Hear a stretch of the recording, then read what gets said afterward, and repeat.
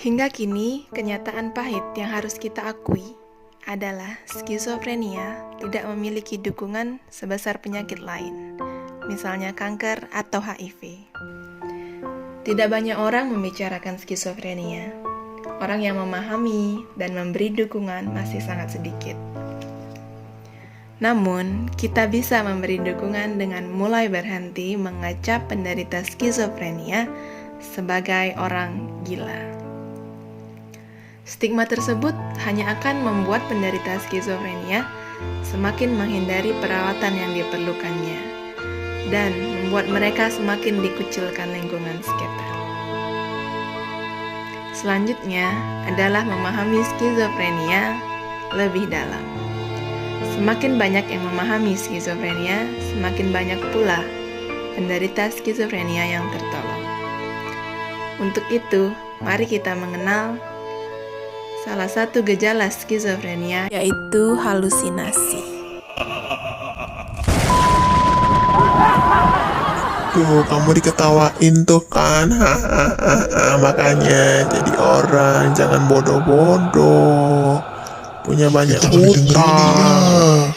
Semua orang juga punya utang. Kita harus berusaha supaya kita tidak punya utang. Kayaknya polisi nyariin kamu tuh gara-gara kamu punya utang. Kabur. Kabur kemana kamu sekarang?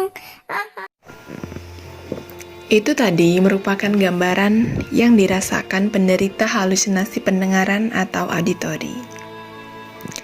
Bisakah kita membayangkan itu dirasakan setiap saat, sepanjang hidup? Menyiksa dan menakutkan, bukan? Mari kita simak informasi berikut ini. Halusinasi adalah gangguan persepsi yang membuat seseorang mendengar, merasa, mencium, atau melihat sesuatu yang sebenarnya tidak ada. Penyebabnya multifaktorial, namun yang paling umum yaitu gangguan kejiwaan, gangguan saraf otak, cedera kepala berat, hingga penyakit stadium lanjut. Pada halusinasi pendengaran, penderita dapat mendengar suara-suara yang bersifat positif maupun negatif. Kadang pula mereka mendengar suara banyak orang yang membuat bising. Halusinasi ini paling sering terjadi pada pasien skizofrenia. Penderita terlihat bicara dan tertawa sendiri, hingga marah-marah tanpa sebab. Halusinasi penglihatan atau visual melibatkan indera penglihatan yang membuat penderitanya seolah melihat sesuatu, tetapi benda tersebut sebenarnya tidak ada. Halusinasi visual bisa berupa objek, pola visual, manusia, atau cahaya, bahkan hal-hal yang menyeramkan. Halusinasi penciuman atau olfaktori melibatkan indera penciuman. Pada kondisi ini, seseorang bisa mencium aroma wangian atau justru bau yang tidak sedap. Halusinasi sentuhan atau taktil melibatkan kontak fisik atau gerakan di area tubuh. Misalnya seseorang merasa seolah disentuh atau digeliti oleh orang lain, padahal tidak ada orang lain di sekitar. Halusinasi pengecapan. Penderita halusinasi jenis ini akan mengecap rasa yang aneh, misalnya rasa logam pada makanan atau minuman yang ia konsumsi. Padahal, rasa tersebut sebenarnya tidak ada. Halusinasi dapat dikontrol dengan obat antipsikotik yang bisa ditentukan melalui konsultasi dengan seorang psikiater. Patuh pada program terapi dengan minum obat secara teratur memegang peranan penting dalam proses pemulihan. Sangat tidak disarankan untuk menghentikan obat tanpa konsultasi, walaupun gejala sudah berkurang atau hilang.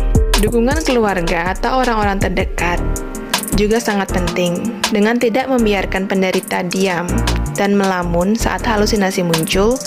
Mengajaknya bercakap-cakap dapat mengurangi frekuensi munculnya halusinasi. Penderita juga dapat dimotivasi untuk tetap melakukan aktivitas atau kegiatan sehari-hari dengan terjadwal.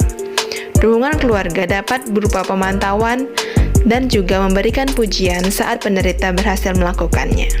Pengobatan atau terapi dan dukungan yang dimulai lebih cepat juga sangat penting dalam proses pemulihan pada penderita skizofrenia.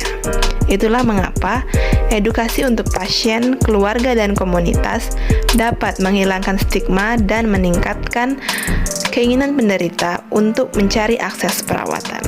Lanjutkan kembali mempelajari gejala, penyebab, cara perawatan dari penyakit mental lainnya. Sampai jumpa.